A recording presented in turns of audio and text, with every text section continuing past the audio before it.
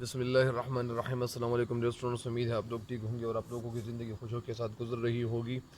آج بڑھتے ہیں ایک بند کی، لیکن بند تو نہیں ہے، خیر یہ تو نظم ہے، اور نظم کا نام کیا ہے؟ شہر شوب۔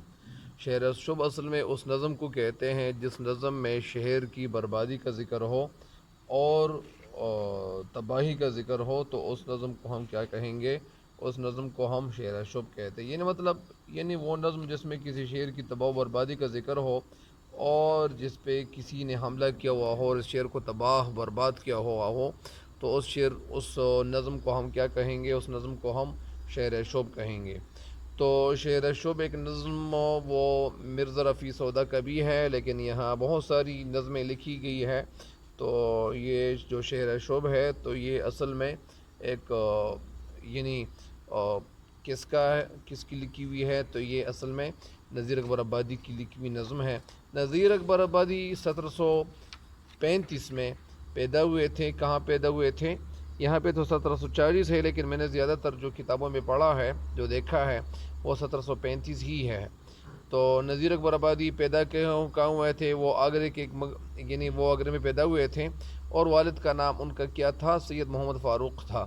میں آپ کو ایک اور بات یہ بتاتا چلوں کہ آپ لوگ ایسا کریں کہ ساتھ ساتھ آپ لوگ یعنی یہ جو سبق جہاں اسباق ہوتے ہیں، وہ جو پہلا پیج ہوتا ہے وہاں پہ آپ ایسا کریں کہ وہ ایک شاعر کی جو پیدائش ہیں، وفات ہیں، وہ بھی لکھیں اور ان کے والد کا نام بھی لکھیں، تو یہ پرچے میں زیادہ کام آنے والی چیزیں ہوتی ہیں۔ آپ کو یہ ٹھوس نمبر ان کے دے دیے جائیں گے، ٹھیک ہے؟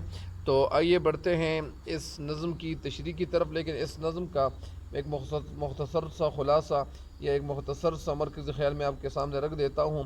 اور وہ نظم کا خلاصہ کیا ہے؟ اس نظم کا خلاصہ کچھ اس طرح سے ہے کہ نظم شعر شعب کا مرکزی خیال اور خلاصہ کچھ اس طرح سے ہے کہ اصل میں ہوا کیا تھا؟ یعنی ہوا یہ تھا کہ یہ اصل میں آگرہ مغربی اتر پردیش، یعنی یہ آگرہ کیا ہے؟ آگرہ کے حوالے سے یہ ہے کہ، لیکن میں آپ کو صرف اس کا یہ مرکزی خیال بتاتا ہوں کہ آگرہ کی جو تباہی اور بربادی تھی، اس کے نتیجے میں سارے لوگ جتنے بھی تھے ان کی زندگی وہ جیرن ہو گئی تھی، اور وہ بڑی تکلیف سے وہ زندگی گزار رہے تھے۔ ان کے کاروبار جو تھے وہ بند ہو گئے تھے۔ ظاہری بات ہے، کاروبار تو لوگ پیسوں کی وجہ سے کرتے ہیں، پیسے نہیں ہوتے تو کاروبار لوگ کیسے کریں گے، کہاں سے کریں گے؟ تو غریب تو بدحال اور تباہال تھا ہی، وہ شہر کے دولت مند اور معززین بھی یعنی ایک ایک روپیے کے لیے، ایک ایک انے کے لیے وہ ترس رہے تھے۔ تو کسی کا کوئی پرسان حال نہیں تھا، کوئی پوچھنے والا نہیں تھا۔ وہ ظاہری بات ہے کہ ہر انسان جن کے پاس پیسے تھے تو وہ بھی بیچارے تنگ حال تھے اور بڑی مصیبت سے زندگی گزار رہے تھے۔ سب کے چہروں سے مایوسی اور اداسی ٹپکتی تھی، اور ہر شخص جو تھا وہ اپنی بربادی کے حوالے سے وہ سوچ رہا تھا اور اس غم میں پڑا ہوا تھا کہ آخر میرا ہوگا کیا، میرا کیا بنے گا؟ یعنی وہ سارے لوگ جتنے بھی تھے وہ بے بس اور مجبور تھے۔ تو وہ مجبوری اور کسمہ پرسی کی حالت میں، ناگفتگو حالت سے وہ گزر رہے تھے، اور ایسی حالت سے وہ گزر رہے تھے کہ اس حالت کو بیان نہیں کیا جا سکتا ہے۔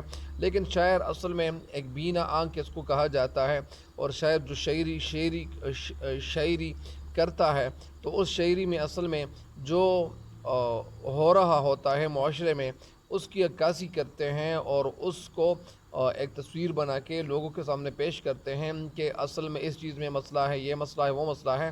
تو یہی سارے مسئلے مسائل کا حل تلاش کرنے کی کوشش کر رہے ہوتے ہیں۔ تو اسی وجہ سے یعنی شاعر جو نذیر اکبر آبادی ہے، تو اس کا یہ جو نظم ہے شعر شوب، اس کا عنوان ہے۔ تو آئیے بڑھتے ہیں اس بند کی تشریح کی طرف۔ بسم اللہ الرحمن الرحیم۔ ہے اب تو کچھ سخن کا میرے اختیار بند، رہتی ہے تباہ سوچ میں لیل و نہار بند، دریا سخن کی فکر کا ہے موج دار بند، ہو کس طرح نمو میں زباں بار بار بند، جب آگرے کی خلق کا ہو روزگار بند۔ ہے اب تو کچھ سخن کے معنی شعر و شاعری یا بات کرنا یا شعر کہنا، میرے اختیار بند یعنی میرے اختیار میں، یعنی وہ شعر کہنا اب نہیں رہا، رہتی ہے تباہ سوچ میں۔ تباہ اصل میں مزاج کو کہتے، طبیعت کو کہتے ہیں۔ لیل و نہار بند، لیل کے معنی ہے لیل و نہار کے معنی کیا ہے؟ لیل و نہار کے معنی دن اور رات۔ دریا سخن کی فکر کا ہے موجدار بند، موجدار یعنی موجوں والا، جو جس میں موج ابھرتے ہوں، پیدا ہوتے ہوں، اس کو کہتے ہیں، یعنی جس میں ویوز پیدا ہوتے ہو کس طرح نمو میں زباں بار بار بند، زبان بار بار بند، یعنی وہ کس طرح وہ زبان بار بار بند کیوں نہیں ہوگا جب آگرے کی خلق کا ہو۔ خلق کا مطلب یہاں کیا ہے؟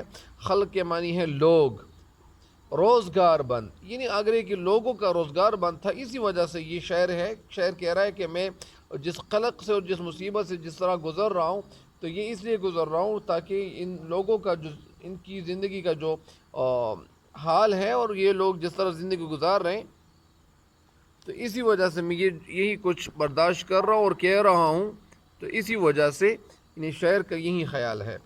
اب اس شعر کی اس بند کی تشریح میں آپ کے سامنے رکھ دیتا ہوں۔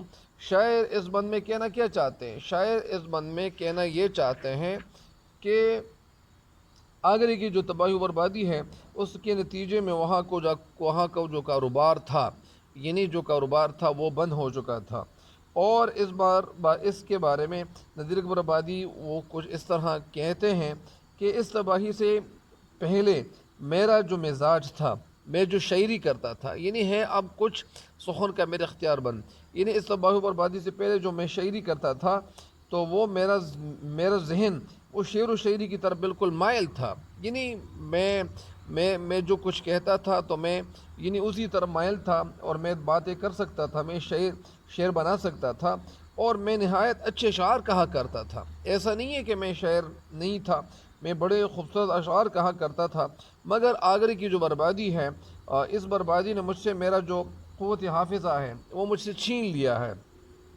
یعنی ایسا لگتا ہے جیسے اشعار کہنے کا اختیار مجھ سے چھین لیا گیا ہو، ایسا دکھائی دے رہا ہے کہ جو اشعار کہنے کا جو اختیار تھا وہ مجھ سے چھین لیا گیا ہو۔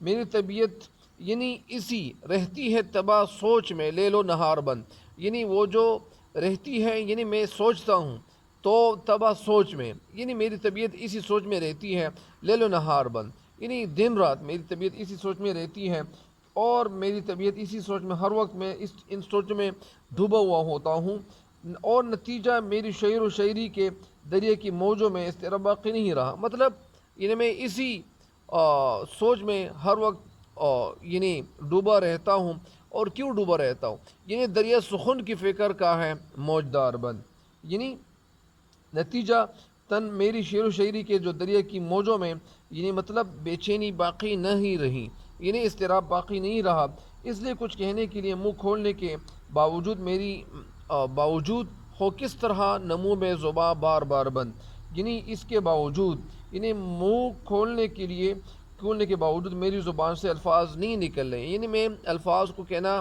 چاہتا ہوں، میں کچھ کہنا چاہتا ہوں، میں کچھ لکھنا چاہتا ہوں، لیکن میری منہ سے زبان یعنی وہ کچھ بات نکل نہیں رہی ہے، میری زبان سے کچھ بات نکل نہیں رہی ہے۔